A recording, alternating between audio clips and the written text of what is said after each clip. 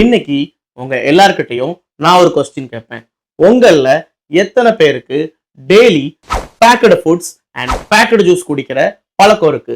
Because medically காத்து நிறைச்சு வைக்கிற பேக்கடு ஃபுட்ஸ் எல்லாமே அல்ட்ரா ப்ராசஸ் ஃபுட்ஸ்னு ரிசர்ச்சர்ஸ் சொல்றாங்க. அண்ட் அதுல எல்லாமே refine sugar, excess sodium, trans fats, preservatives, emulsifiers and artificial sweeteners use செய்யறாங்களாம். இந்த மாதிரி ஃபுட்ஸை நீங்க அதிகமா கன்சியூம் செய்தா உங்க பாடியில இருக்கிற இன்சுலின் ரெசிஸ்டன்ஸ் அதிகமாகி அதனால டைப் 2 டயபெட்டிஸ் வர ரொம்ப சான்சஸ் அதிகமா இருக்குன்னு ரிசர்ச்சர் சொல்றாங்க. ஹை சோடியம்னால பிளட் பிரஷர் இன்க்ரீஸ் ஆகும், ஈவன் ஹார்ட் அண்ட் கிட்னி கூட டேமேஜ் ஆகும்னு சொல்றாங்க. டிரான்ஸ் ஃபேட்ஸ்னால chronic inflammation, cardiovascular system risk கூட வரலாமாம்.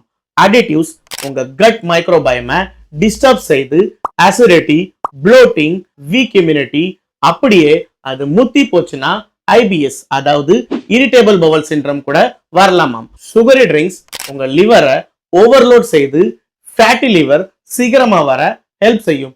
ஸோ இதுல இருந்து என்ன தெரியுது அப்படின்னா, நீங்க சாப்பிட்ற டெய்லி ஃபுட் தான் உங்க ஃபியூச்சரை ஹெல்தியா இருக்குமா இல்லையா அப்படின்னு டிசைட் செய்யும். நன்றி.